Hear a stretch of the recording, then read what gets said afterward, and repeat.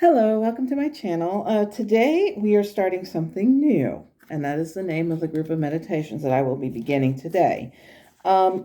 This is really something very, very new because I've decided that instead of going into meditations not knowing what I'm going to discuss, I've decided that I'm going to go into them recalling dreams that I've had at night and what they possibly represent or what they mean. So this means I'm going to be doing something a little bit different. Instead of pulling tarot, I'm going to be pulling from the Oracle of Mystical Moments, which is a oracle deck, and it has just various cards with like really nice artwork on them and stuff like that. So I'm going to give these a shuffle and see what comes up. I think I put them back in order by number just to make sure that I have all of the cards from the deck. And I have to give these a really good mix because otherwise, and it will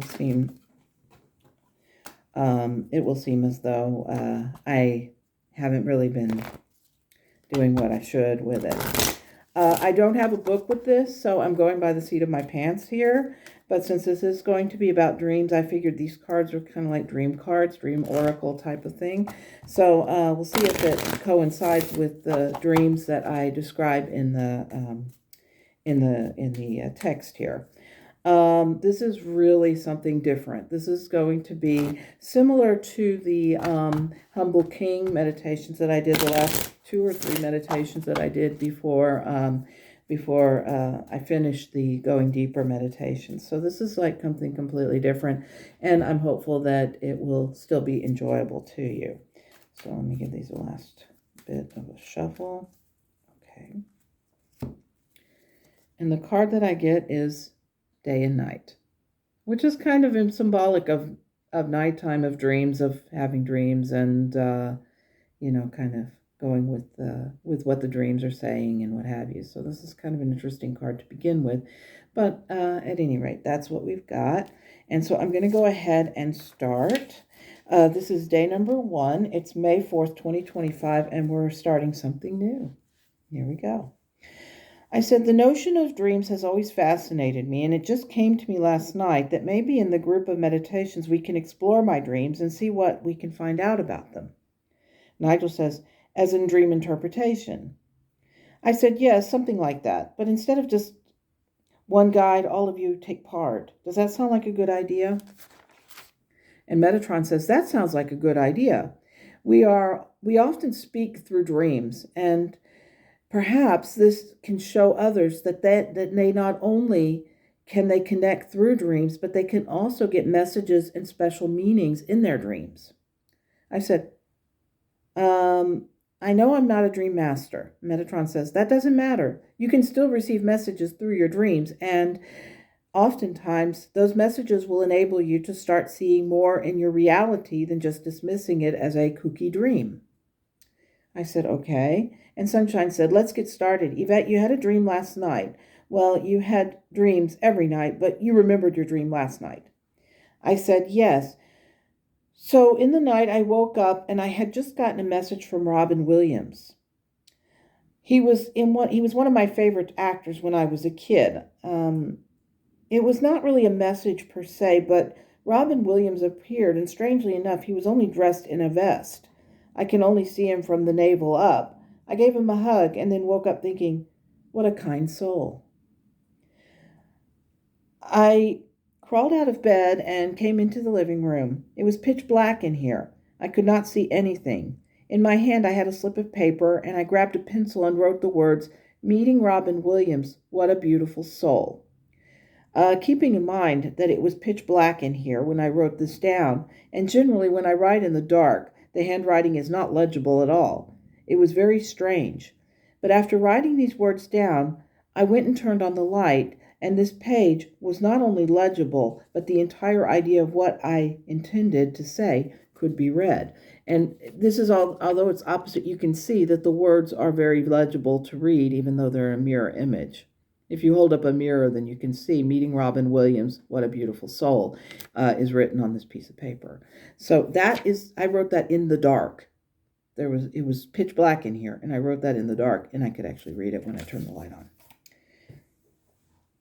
And Ramon asked me, "Why did you write that down?" I said, "So that I would remember it. I didn't think much about why I wrote this down, but I wanted only to remember that Robin Williams appeared to me in a dream. I often forget things like that. So the page was so that I wouldn't forget. That was my only intention. The fact that it was totally legible was rather freaky." And Metatron says, "The meaning behind the message is clear. He wanted to tell you that he was okay." And I said, "Nothing more?" And Metatron says, "That was all that was necessary. But you had another dream. Why don't you tell us about that?" I said, "Okay, so in this dream, I was at this large house. We were inside a large room." Nigel says, "We," as in there are more people in there. I said, "Yes, I had a friend, but I could not remember who it was. We were studying for something, a test, or maybe just doing research. The other people were sort of split off from us, and they were off doing their own thing. I don't remember how many people were there, but there were a lot of them. They were not doing anything out of the ordinary. It was pretty quiet in terms of just activity. So my friend and I had separated ourselves from this group, and we went over to a large table that was in one corner of the room. This corner was separated by a folding partition. It could slide closed by pulling the partition together, so it would be like something like this. It's like an accordion type thing, so it would come together. For the moment, the partition was open, so we sat down at the table and started combing our way through a bunch of books. And Nigel says, "Could that be your Akashic records?" I said, "I don't know. It looked like on one side that we might have been in a large library. The wall was stacked with books. On one side there were windows, small like in the throne room, and not a lot of light got into the room. Beyond the partition I could see that the outer room was bright and full of light. I didn't notice this until someone came to pull the partition closed.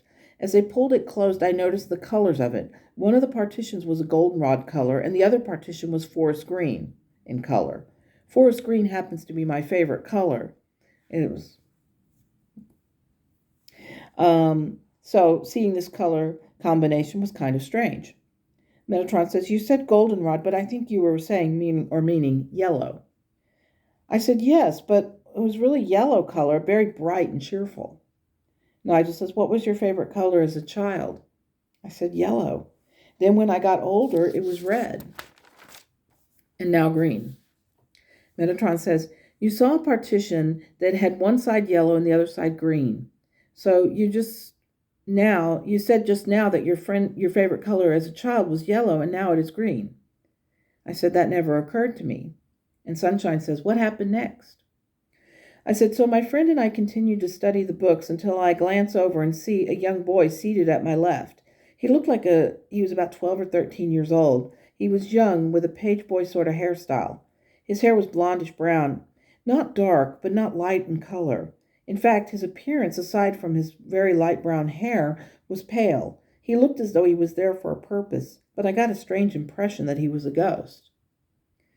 He sat quietly with his head bowed somewhat. His eyes seemed to be staring at something, but I could not tell what.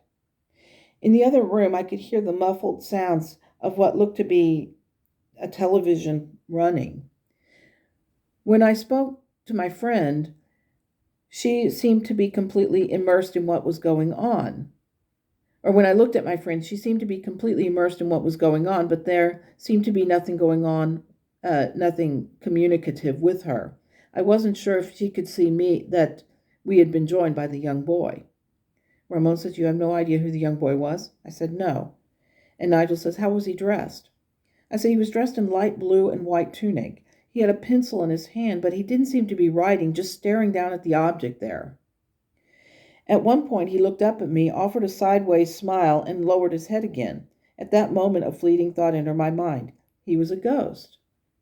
And Metatron says, "Why do you think he was a ghost?" I said, "I don't know. That was the last thought I had before waking up. Can you help me figure this out?"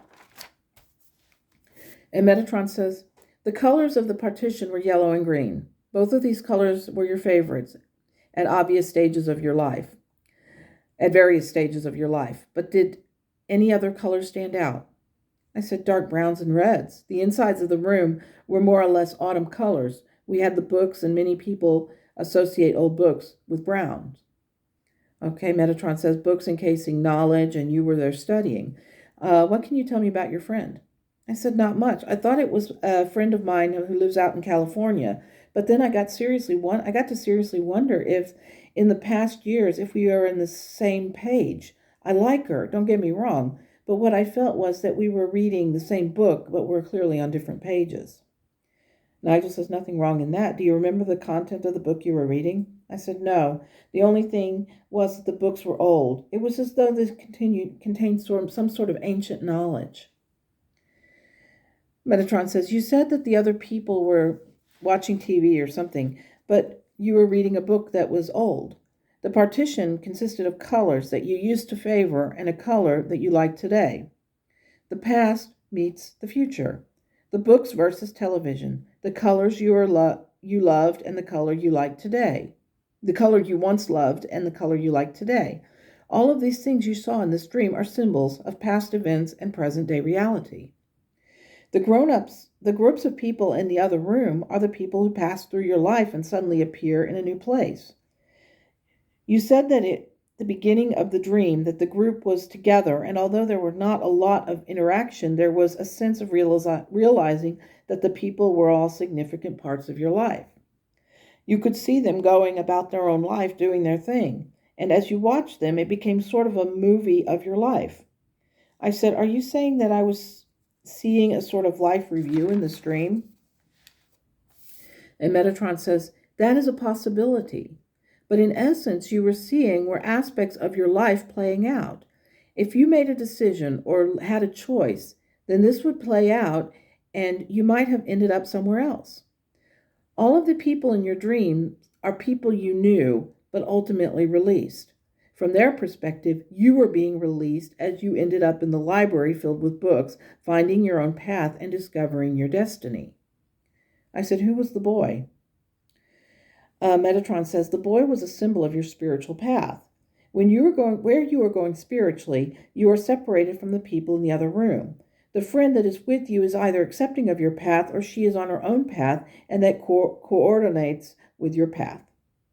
The entire dream is a message to you telling you that it is okay to release those who do not accept or understand your path and your spiritual gifts. The boy is also serving as that guidance, that inner wisdom that embodies the overall place and state of where you are. When you make note of all of the aspects of your dreams, then you will see things coming together. And I said, I always thought my dreams were a bit out there. And Metatron says, well, then be out there. Nigel says, well, then be out there. If Metatron is telling you that the symbols of your dreams are a connection from the past to the present, then there is something more to them than just sitting there pondering if it's real or make-believe. I said, I know you're right. Is there anything else I should be aware of in this dream? Sunshine says, listen to the insight.